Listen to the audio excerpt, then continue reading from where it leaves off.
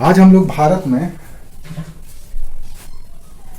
भारत के इतिहास को आगे बढ़ाते हुए ये बात करने वाले हैं कि हमने ये देखा था कि भारत के इतिहास की जब बात करते हैं तो उसको हम लोग 3 भागों में बांटे थे, एंशिएंट, मिडाइवल और मॉडर्न।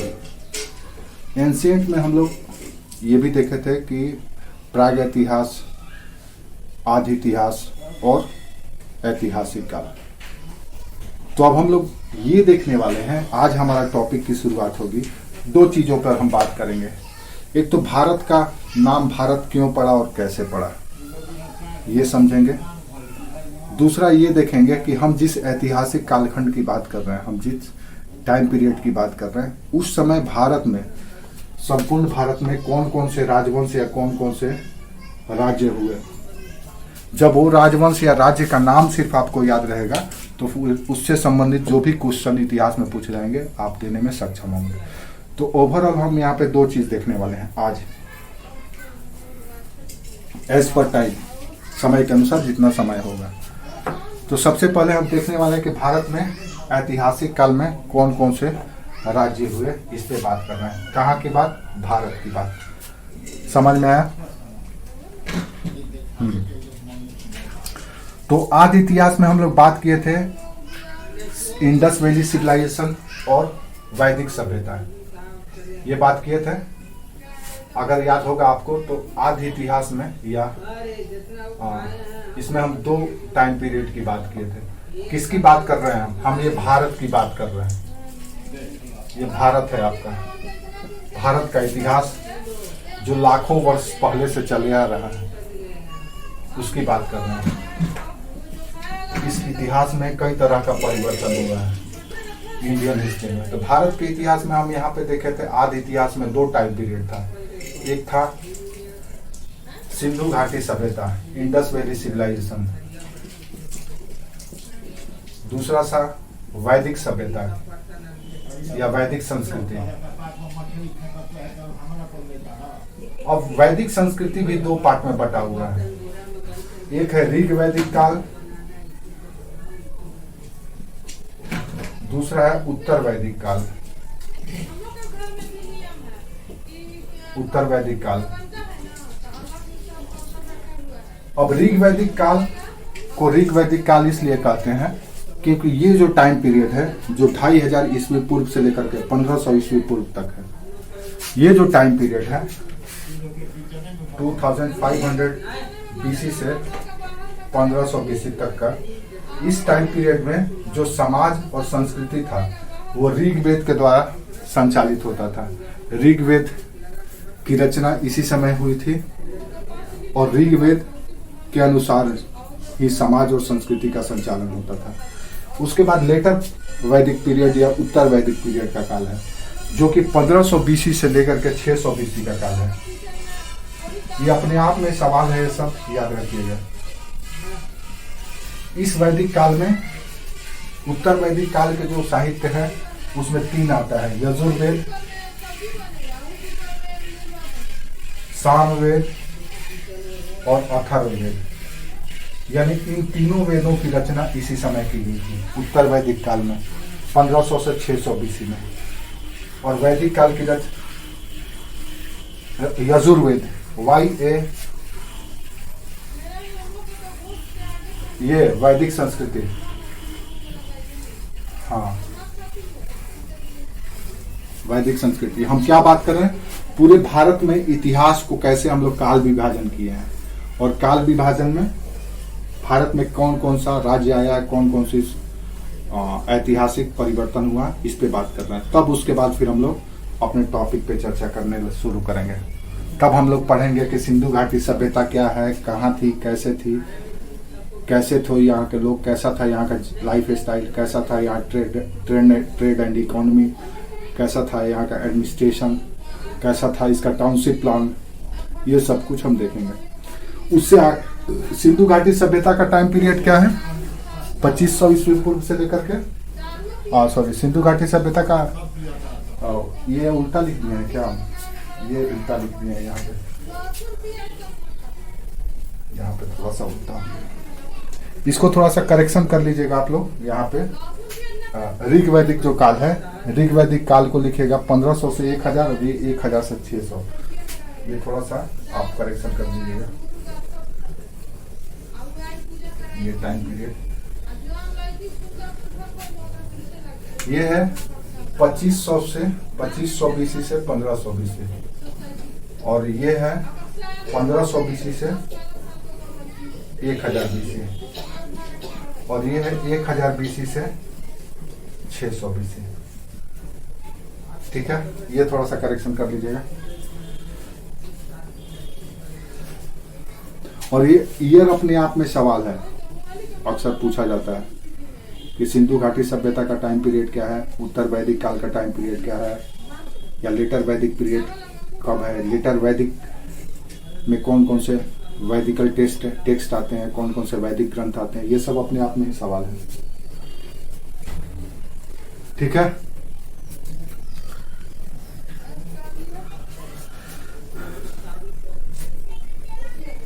एक हजार ईस्वी पूर्व बीसी, हाँ 1000 ईस्वी पूर्व बीसी है, बिफोर क्राइस्ट से 600 बीसी, हाँ मतलब 400 साल। उत्तर वैदिक काल 400 साल का था, प्री वैदिक पीरियड 500 साल का था, सिंधु घाटी सभ्यता 1000 साल का था, उससे पहले भी हाँ 1000 साल का सिंधु घाटी 2500 से 1500 तक, यानी 1000 वर्ष तक चला था इंडस वैली सिविलाइजेशन। उससे पहले रीजनल कल्चर था, रीजनल झोकर झांगर झोप इस तरह की संस्कृतियां थी जो लोकल कल्चर को रिप्रेजेंट करता था। जो हम लोग पढ़ेंगे पाषाण काल या लेथिक पीरियड पढ़ेंगे तो उस समय आएगा, वो हम लोग जब शुरुआत करेंगे इतिहास की तब वहां से शुरू करेंगे। ये हो गया मिटाएं। उत्तर यजुर्वेद, सामवेद, अथर्ववेद, यजुर्वेद, सामवेद, अथर्ववेद,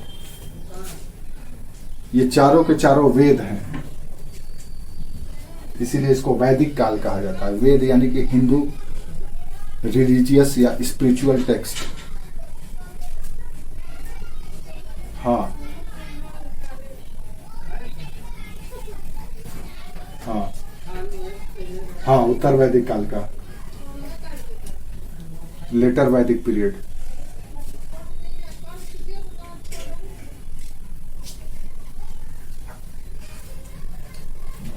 ठीक है, हाँ अब हम लोग कहां तक पहुंच गए, यानी भारत को 600 बीसी तक पहुंचा दिए। 600 बीसी तक हम भारत में पहुंच गए। हमको पढ़ना है उस कम से कम 1947 तक, 1947 तक देखना हमको भारत में कौन कौन से ऐतिहासिक परिवर्तन हुआ है, कौन कौन से काल हैं। अब इससे आगे बढ़ते हैं। उत्तर वैदिक काल के बाद आधे इतिहास का टाइम पीरियड खत्म हो जाता है, अब ऐतिहासिक काल शुरू होता है। ऐतिहासिक काल को हम लोग देखे हैं कि 3 टाइम पीरियड में बांटे हैं। ऐतिहासिक काल को, हिस्टोरिकल पीरियड को, कौन कौन सा, प्राचीन या एंशिएंट, मध्यकालीन, दूसरा आधुनिक, नेक्स्ट आधुनिक। अब प्राचीन काल में कौन कौन सा है, सबसे पहला प्राचीन, मध्यकालीन और आधुनिक। ठीक है, प्राचीन काल दरअसल 600 बीसी से लेकर के 712 बीसी तक का टाइम पीरियड है। प्राचीन काल की अगर आप बात करें तो 600 बीसी से 712 एडी तक का टाइम पीरियड है, ईस्वी तक का टाइम पीरियड को कहा जाता है प्राचीन काल।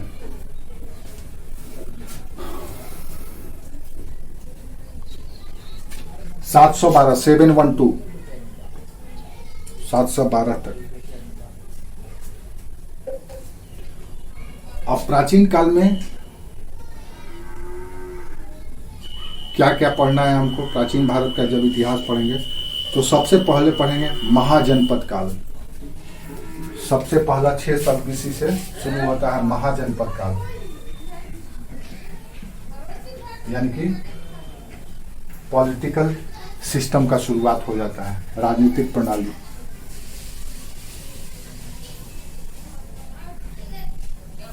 इसी महाजनपद में एक महाजनपद था मगध, तो वो पढ़ेंगे मगध साम्राज्य, जो बिहार में राजगीर और गया के क्षेत्र में था।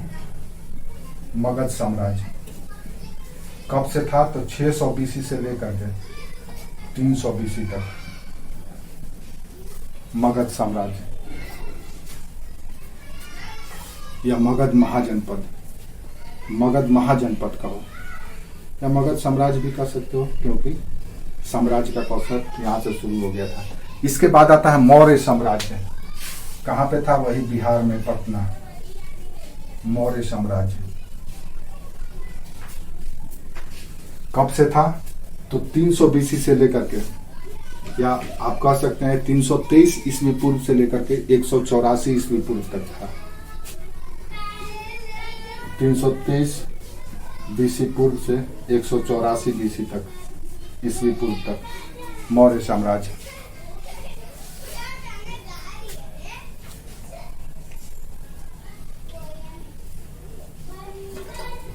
इसी में अशोक, चंद्रगुप्त, बिंदुसार, ये सब का नाम सुने होंगे, बिंबिसार, ये सब हुए लोग।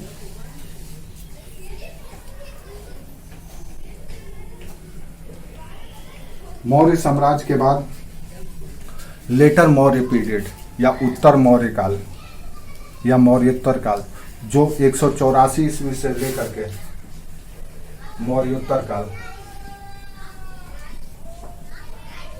जो 184 बीसी से लेकर के 319 ईस्वी तक था, एडी तक था। इसी में आपको अशोक मिलेंगे, चंद्रगुप्त मिलेंगे, उनके पिता बिंदुसार मिलेंगे। कहाँ की 184 ईस्वी पूर्व से लेकर के 319 ईस्वी 319 एडी तक, ये सब प्राचीन भाग। हाँ, उत्तर मौर्य काल या मौर्योत्तर काल, ये सब हम बात कर रहे हैं भारत का इतिहास की। और ये कहाँ की बात है? तो ये केंद्र है इस समय भारत का बिहार। पूरे देश की राजनीति का गढ़ है ये बिहार, जो झारखंड, बिहार, उस समय बिहार का मतलब था बिहार, बंगाल, उड़ीसा, झारखंड, ये सब बिहार ही था। उत्तर प्रदेश का पूर्वी क्षेत्र, ये सब बिहार का ही हिस्सा था। 323 बीसी से लेकर के 184 बीसी तक, 323, हाँ 184 बीसी, ईस्वी पूर्व। बीसी का मतलब बिफोर क्राइस्ट, ईस्वी पूर्व। उसके बाद मौर्योत्तर 184 बीसी से 319 एडी तक। उसके बाद फिर गुप्त साम्राज्य आया। मौर्योत्तर के बाद नेक्स्ट यहाँ पे लिखते हैं गुप्त साम्राज्य, गुप्त डायनेस्टी, जो 319 से लेकर के 512 एडी तक था, या 512 नहीं, 550 तक था, 550 ईस्वी तक था। 319 एडी, यहाँ पे एडी आ गया है ना, 184 के बाद एक आया होगा, एक के बाद से 319 ईस्वी तक यहाँ था। तो 319 से लेकर के 550 ईस्वी तक या एडी तक, ये है गुप्त साम्राज्य।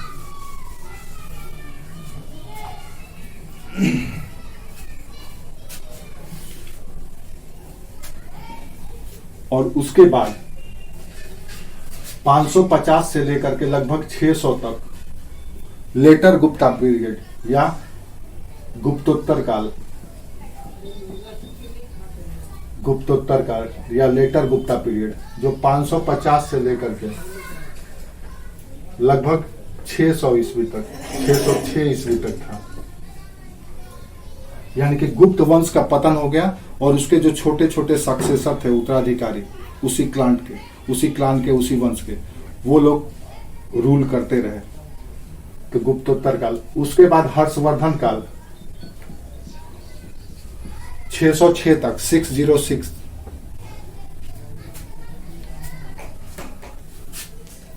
और उसके बाद हर्षवर्धन काल जो 606 से 647 तक था, या 650 तक।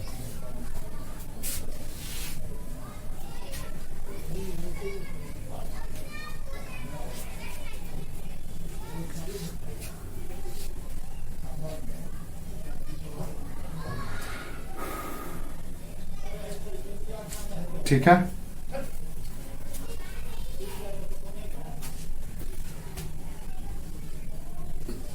हाँ सब एडी है, यहां से एडी शुरू हो गया है, देखो। हाँ ये सब ईस्वी होगा, ये सब में ईस्वी होगा, बीसी कहीं नहीं होगा। बीसी तो यही 184 बीसी यहाँ पे खत्म हो गया, टाइम निकल चुका है। 184 के बाद एक आया, एक के बाद से अब एडी शुरू हो जाएगा। अगर हम यहाँ पे लिखे 300 बीसी, फिर आया 250 बीसी, फिर आया 200 बीसी, इसी तरह से एक बीसी, एक ईस्वी आ जाएगा, एक एडी। एक एडी के बाद 2 एडी, 50 एडी, 100 एडी, 300 एडी। अब एडी चलेगा क्योंकि यहां से घटेगा, और एक जैसे ही आया, जीसस का जन्म यहाँ पे हुआ, तो जीसस के जन्म के बाद से एक एडी शुरू हो जाएगा। जीसस का जन्म एक एडी को हुआ तो वहां से एडी शुरू हो जाएगा, 2, 300, 250, 500 ऐसे। हाँ हाँ, पहले बीसी, और जब जीसस क्राइस्ट का जन्म हो गया तो वहां से एडी।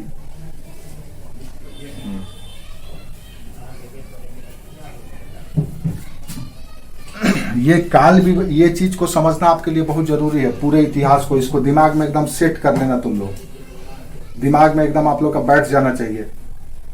जैसे ही हम कहें कि मौर्योत्तर काल यानी कब से कब की बात है, हम कहें कि उत्तर वैदिक काल की बात है, तो उत्तर वैदिक काल यानी कि 1000 बीसी से 600 बीसी तक। हम कहें कि महाजनपद काल, तो महाजनपद काल यानी कि 600 बीसी से कब तक, 600 बीसी से पहले। हम कहें मगध काल या मगध साम्राज्य का काल, तो 600 बीसी से 300 बीसी तक। तो ये सब चीज याद रखना है, क्योंकि इन्हीं लोगों के बारे में हम इतिहास पढ़ने वाले हैं, प्राचीन भारत का, फिर उसके बाद मध्यकालीन का, फिर आधुनिक भारत का। यानी भारत के लोग हम ही लोगों के पूर्वज थे, ये सभी लोग। तो हम लोग कहाँ से शुरुआत किए हैं आप देख सकते हैं, और आज कहाँ पे। वो कोई हमसे अलग नहीं थे, कि आप उनको अलग मत समझिए, आप ही के पूर्वज थे, वंशज थे, जो क्रम बार क्रम यहाँ पहुंचे हैं। सभी लोग जंगल से आए हैं। जो जंगल में अभी तक छूटा रह गया वो जनजाति है, और जो जंगल से बाहर निकल गया वो गैर जनजाति है। सभी लोग पहले ट्राइब ही था। ट्राइब से जो बाहर निकल गया, मैदानी क्षेत्र में आ गया, तो उसका शारीरिक परिवर्तन भी हुआ, रहन सहन में भी परिवर्तन हुआ, खान पान में भी परिवर्तन हो गया। जैसे फॉर एग्जाम्पल, आप जिस जगह पे रहते हैं आप उसी के पर्यावरण के अनुकूल भोजन करते हैं। अगर आप ठंडे प्रदेश में हैं तो आप गर्म भोजन का सेवन करेंगे, और अगर गर्म जगह पे हैं तो ठंडे भोजन का सेवन करेंगे। और जैसे ही ये आपका भोजन बदलेगा, आपका व्यवहार बदल जाएगा, आपका आउटफिट बदल जाएगा, आपका आउटलुक बदल जाएगा। तो सभी लोग पहले जनजाति ही थे, सभी लोग कपी बंदर से ही मानव बने हैं। एवोल्यूशन हुआ है, सबका विकास हुआ है। सभी लोग चिंपैंजी के ही पीढ़ी है, जो अफ्रीका में पाया गया, खोजा गया है। अफ्रीका से ही सभी दुनिया के जितने भी जीव मानव है, सब अफ्रीका से ही निकल करके दूसरे जगह पे गया है। कोई यूरोप गया, कोई अमेरिका गया, कोई भारत आया, कोई रसिया गया, कोई चीन गया, सब वहीं से प्रवास हुआ है। ठीक है, मानव का विकास अफ्रीका से ही शुरुआत हुआ है। वहां पे आज कुछ साल पहले लूसी नामक एक कपी ये फीमेल का साक्ष्य मिला है, जिसको पहला ये माना गया है मानव का पूर्वज, जहां से मानव का उत्तरोत्तर विकास होता चला गया है। आप देखिएगा, ऐसे देखिएगा, कोई बच्चा है दुबला पतला है, या कोई युवा है यूथ है दुबला पतला है, वो जिम करता है, एक्सरसाइज करता है, बॉडी बिल्डिंग करता है, और देखिए उसके बाद उसका आकार कैसे बदल जाता है।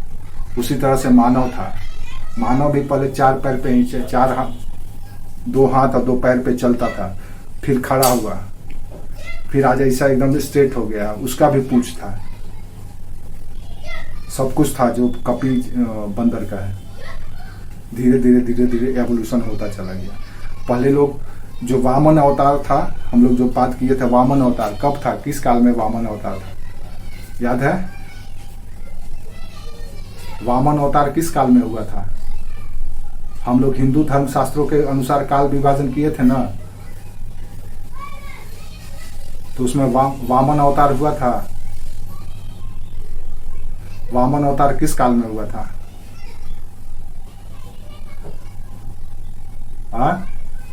सतयुग, त्रेता, द्वापर या कलयुग? हाँ, तो वामन अवतार मनुष्य पहले बौना हुआ सबसे पहले, उसके बाद फिर 7 फीट 8 फीट का हुआ, उसके बाद फिर घट गया। और इसीलिए आज भी देखिएगा मनुष्य का इस तरह का वेरिएशन आपको देखने को मिलेगा।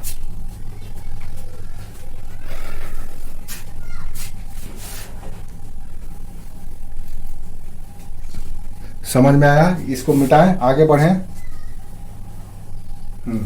तो ये हुआ प्राचीन काल की बात। प्राचीन काल यानी कि अगर हम प्राचीन काल की बात करें तो कब से बात करेंगे? 600 BC से लेकर के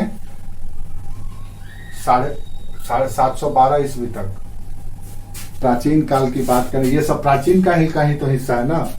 ये 647 हर्षवर्धन, और इधर लिख लो उत्तर हर्षवर्धन काल, जो 712 ईस्वी तक रहा। तो प्राचीन काल का मतलब यह है कि 600 BC से लेकर के कब तक का टाइम पीरियड को हम प्राचीन काल कहते हैं? 712 ईस्वी तक। तो 600 BC उधर यानी 600 साल इधर और 700 साल इधर, कितना हो गया? 1300 साल का इतिहास हमारा प्राचीन भारत का इतिहास है। 1300 साल का। हाँ, ये नीचे है उत्तर हर्षवर्धन काल, यानी हर्षवर्धन की मृत्यु के उपरांत भी छोटे छोटे राज्य रहे। 712 ईस्वी तक, 650 से 712 ईस्वी तक, 712 AD तक, AD या ईस्वी तक।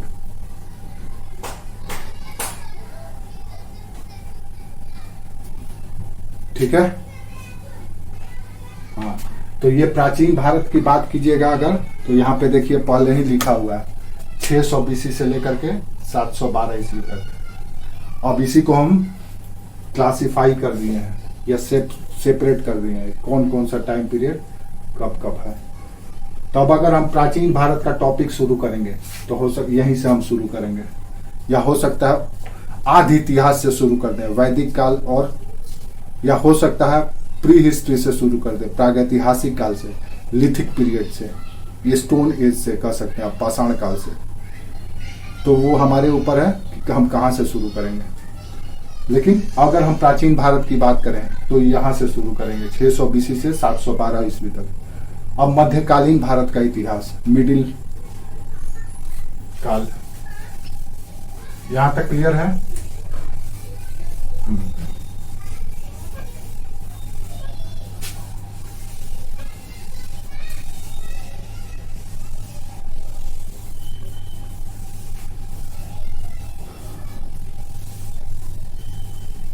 अब मध्यकालीन भारत को भी 2 भागों में बांटा जाता है।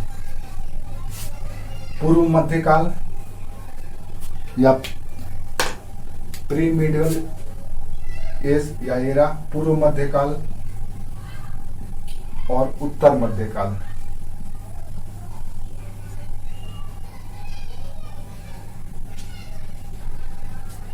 पूर्व मध्यकाल 712 से लेकर के 1206 तक माना जाता है पूर्व मध्यकाल, और उत्तर मध्यकाल 1206 से लेकर के 1757 तक को माना जाता है।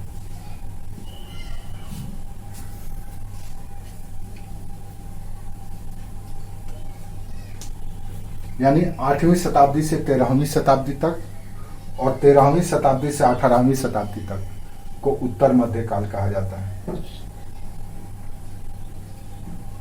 712 से 1206 तक, पूर्व मध्यकाल 712 से 1206 तक, उत्तर मध्यकाल 1206 से 1757 तक। सब एडी होगा ना। अब बीसी क्यों होगा यहाँ पे? यहाँ पे बीसी क्यों होगा? बीसी तो वहीं पे खत्म हो गया, 1 ईस्वी जब शुरू हुआ। ठीक है, यहाँ पे तो सब एडी होगा ना, सब में एडी होगा, बीसी क्यों होगा?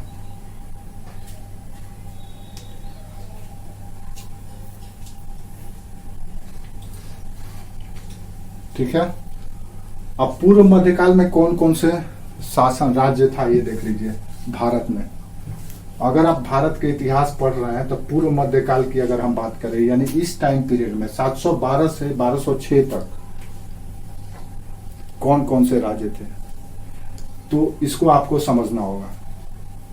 तो इसको समझने के लिए आपको भारत को 3 हिस्से में बांटना है। पहला उत्तर भारत, नॉर्थ इंडिया। दूसरा दक्कन भारत, दक्कन भारत या मिडिल भारत। और तीसरा दक्षिण भारत। ये 3 भागों में भारत को बांट देना है। दक्कन, दक्कन DACCAN, दक्कन, दक्कन भारत यानी भारत के मध्यवर्ती क्षेत्र, मिडिल भारत, जिसमें मध्य प्रदेश का हिस्सा, महाराष्ट्र का हिस्सा, कर्नाटका का कुछ हिस्सा, आंध्रा का कुछ हिस्सा, ये सब हिस्सा शामिल था, छत्तीसगढ़ का कुछ हिस्सा। इस एरिया को दक्कन भारत कहा जाता था। उसके नीचे, गोदावरी के नीचे दक्षिण भारत। वैसे दक्कन जो क्षेत्र है, दक्कन का क्षेत्र को भी दक्षिण भारत में ही शामिल किया जाता है, लेकिन इसको हम समझने के लिए बीच से इसको ऐसे कर दिए हैं। दरअसल भारत का उत्तर और दक्षिण में विभाजन विंध्याचल पर्वत से किया जाता है। विंध्य पर्वत है ऐसे, तो विंध्य पर्वत के उत्तर के क्षेत्र को उत्तर भारत, विंध्य पर्वत के दक्षिण के क्षेत्र को दक्षिण भारत कहा जाता है। तो इस विंध्य पर्वत के उत्तर का क्षेत्र और थोड़ा सा दक्षिण का क्षेत्र, इन दोनों के क्षेत्र को दक्कन भारत कहा जाता है।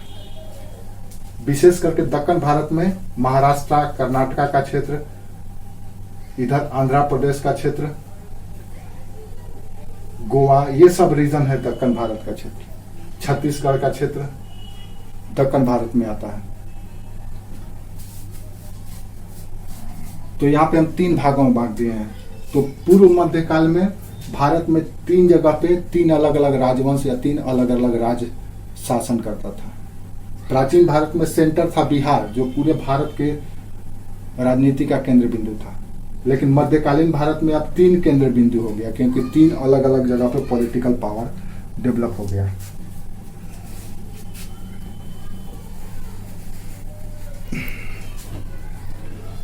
समझ में आया? अब आइए हम लोग देखते हैं कि यहाँ पे हमको कौन कौन किसके बारे में पढ़ना है। उत्तर भारत में अगर देखें, उत्तर भारत में इस समय कौन कौन सा राज्य था, किस समय की बात कर रहे हैं? पूर्व मध्यकाल, यानी कि कब से कब तक का? 712 से लेकर के 1206 तक। तो उत्तर भारत में यहाँ पे 3 राज्य था। विशेष करके अगर भारत को देखें तो हम फिर से एक मैप बना रहे हैं, जिसको मिटा करके। अब उत्तर भारत में पूर्व मध्यकाल में 3 राज्य था। कौन कौन सा था?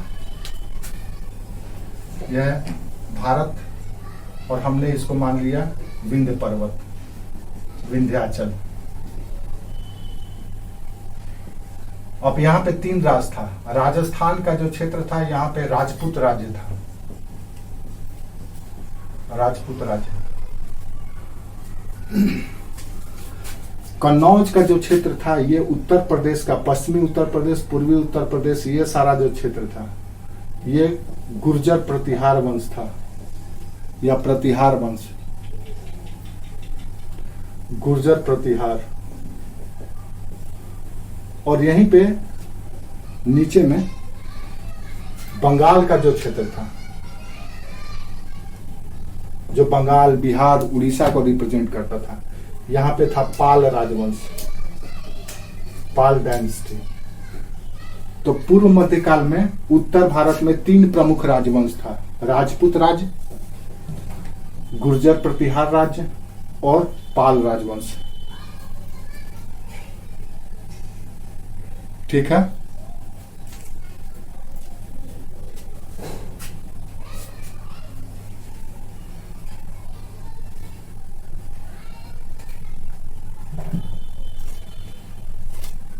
क्या ये विंध्याचल, विंध्याचल पर्वत, विंध्याचल पर्वत,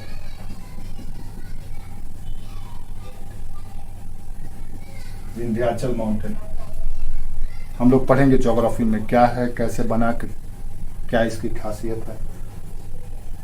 तो उत्तर भारत में पूर्व मध्यकाल में पहला ये राज्य, 3 राज्य थे। अब दक्कन का क्षेत्र में भी 2 राज्य थे महत्वपूर्ण। पहला था राष्ट्रकूट, जो महाराष्ट्र, कर्नाटका इस क्षेत्र में फैला हुआ था, राष्ट्रकूट। और ये जो क्षेत्र था ये चालुक्यों का क्षेत्र था, जो आंध्र तमिलनाडु के क्षेत्र में फैला हुआ था, चालुक्य।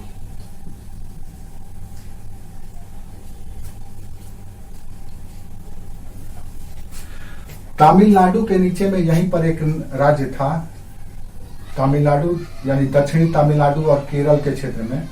यहां पे इसी समय एक राज्य हुआ करता था, पल्लव, पल्लव राजवंश। हाँ, तो वो दक्षिण भारत का हिस्सा हो गया, इसीलिए इसको आप दक्षिण में भी शामिल कर सकते हैं। दक्कन में सिर्फ 2 ही राज्य आप शामिल कीजिएगा, एक चालुक्य और दूसरा राष्ट्रकूट। अब अगर दक्षिण भारत की बात करें, तीसरा दक्षिणी राज्य, तो यहाँ पे 2 राजवंश प्रमुख था। एक तो पल्लव हो ही गया, दूसरा यहाँ पे चोल राजवंश।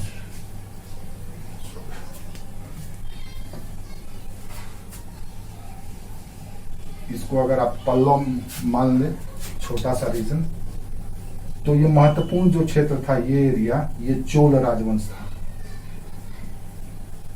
और ये छोटा सा क्षेत्र था पांड्य राजवंश।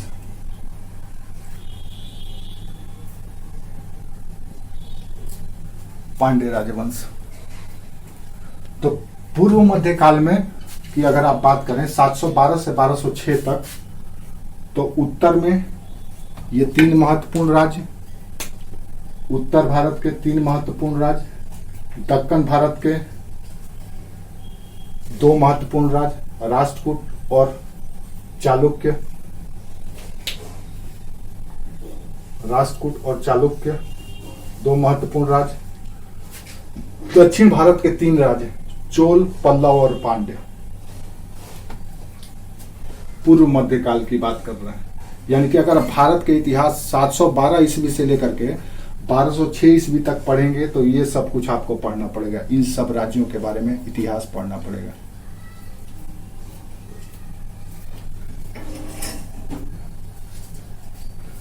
समझ में आया? हाँ हाँ, गुर्जर प्रतिहार। गुर्जर प्रतिहार ये वंश का नाम है। गुज्जर लोग जो नहीं है पश्चिमी यूपी में, गुज्जर, उन्हीं का है। हाँ, गुज्जर, गुज्जर। हाँ, कहाँ का? पांड्य राजवंश। हाँ, इनकी राजधानी मदुरई हुआ करती थी, मदुरई। पूर्व मध्यकालीन भारत की जब हम बात करेंगे तो इस तरह से हम पूरे भारत के इतिहास को पढ़ेंगे कि राजपूत राज्य में क्या होता था, राजपूत में कौन कौन से राजा थे, क्या किए थे, गुर्जर प्रतिहार राज्य में कौन कौन राजा थे, क्या किए थे, पाल लोग क्या किए थे, वगैरह वगैरह। इस तरह से ऐतिहासिक बातें हम लोग करेंगे। कब से? 712 से 6 तक, 1206 तक। अब उसके आगे यानी 1206 से लेकर के हमारा 1757 तक के टाइम पीरियड को हम लोग क्या कर रहे हैं? उत्तर मध्यकाल, यानी कि लेटर मिडिल एज या लेटर मिडिल पीरियड। उसी तरह से यहां पर भी आपको 3 हिस्सों में भारत को बांटना पड़ेगा। कैसे कैसे देख लीजिए। जैसे उस समय बांटे थे, इस समय भी भारत को बांट दीजिए।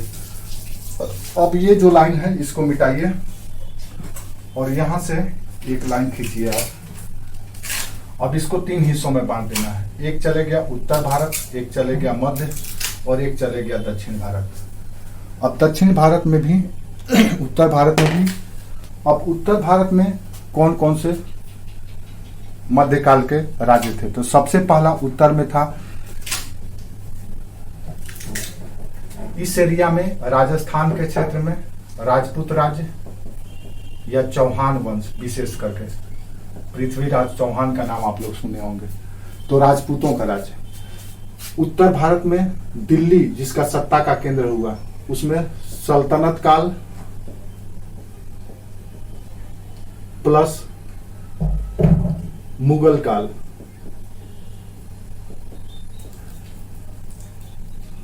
पहले सल्तनत काल जो 1206 से लेकर के 1526 तक रहा, उसके बाद 1526 से लेकर के 1757 तक रहा मुगल काल।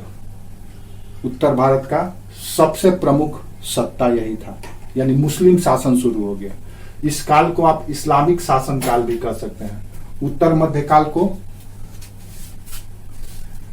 सल्तनत काल 1206 से लेकर के 1526 तक, और सल्तनत यानी कि ये तुर्की मुसलमानों का काल था और ये मुगलों का काल था, जो उज्बेकों के वंशज थे। मंगोल और उज्बेक का वंशज थे मुगल, जिसमें बाबर, हुमायूं, अकबर सुने होंगे आप लोग, जहांगीर सुने हैं, शाहजहां, औरंगजेब, इस तरह के जो शासक हुए।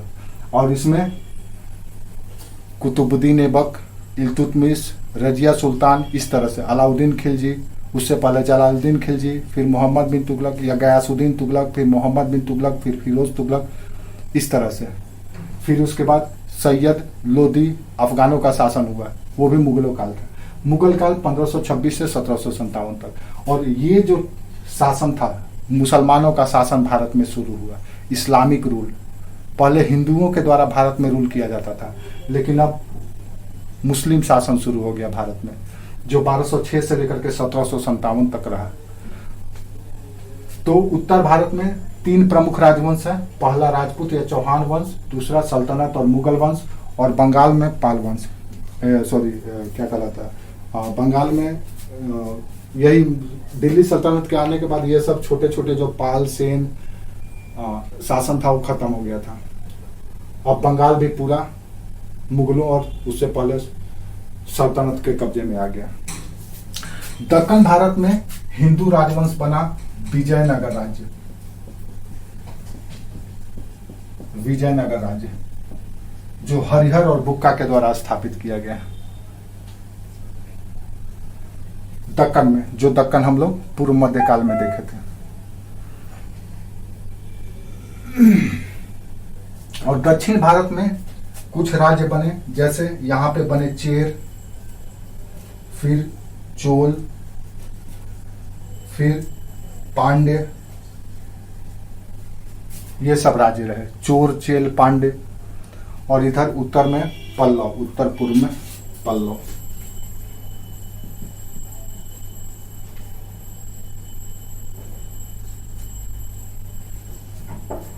तो ये रहा आपका पूर्व मध्यकाल और उत्तर मध्यकाल का टाइम पीरियड, और उस समय शासन करने वाले प्रमुख राजवंश। तो भारत का इतिहास 600 BC से लेकर के 1757 तक आप देख लिए कि पूरे भारत में कौन कौन से प्रमुख राजवंश था, जिसका इतिहास आपको पढ़ना है। और ये सब के सब आपके पूर्वज ही थे।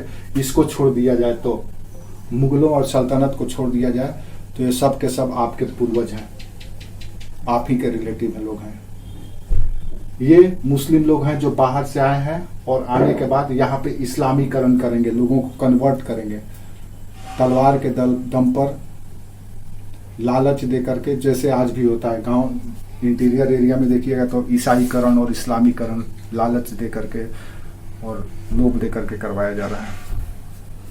और उसके बाद जो 1757 के बाद का भारत होगा वो भारत होगा मॉडर्न काल, यानी आधुनिक काल। और आधुनिक काल में सिर्फ और सिर्फ एक ही शासन है, वह है ब्रिटिश या अंग्रेजों का या कंपनी का शासन। तो आधुनिक काल को भी हाँ हाँ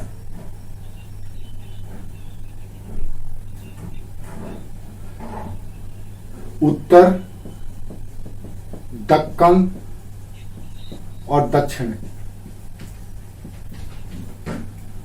दक्कन में इस समय विजयनगर था, विजयनगर। उत्तर में राजपूत सल्तनत और मुगल दो, हाँ। दक्षिण में चोल, चेर, पांड्य और पल्लव। चोर, चेर,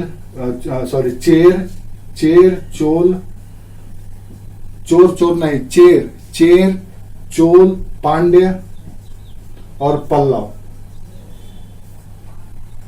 चेर, चोल, पांड्य और पल्लव। ठीक है। पल्लव, आम्र पल्लव, आम का पल्लव होता है ना, तो पल्लव, ये सब डायनेस्टी था, राज्य था दक्षिण भारत। पल्लम नहीं, पल्लव, PALLAV, पल्लव। ठीक है। अब हम लोग आधुनिक भारत की अगर बात करें तो आधुनिक भारत को भी दो भागों में बांटा गया है। पूरे भारत में अगर आधुनिक काल की बात किया जाए तो उत्तर मध्यकाल यहां तक समझ में आ गया। अब उत्तर मध्यकाल के बाद तीसरा जो क्लासिफिकेशन है इतिहास का, वो है मॉडर्न काल का या आधुनिक काल, आधुनिक भारत। तो ये है 1757 से लेकर के अभी तक। तो हम 1947 तक ही बात करते हैं। तो 1947 तक, 1757 से, इसको हम दो भाग में बांटते हैं, 1757 से 1857 तक, और फिर 1857 से 1947 तक। इसमें शासन किया east India company, east India company. और इसमें शासन किया ब्रिटिश पार्लियामेंट।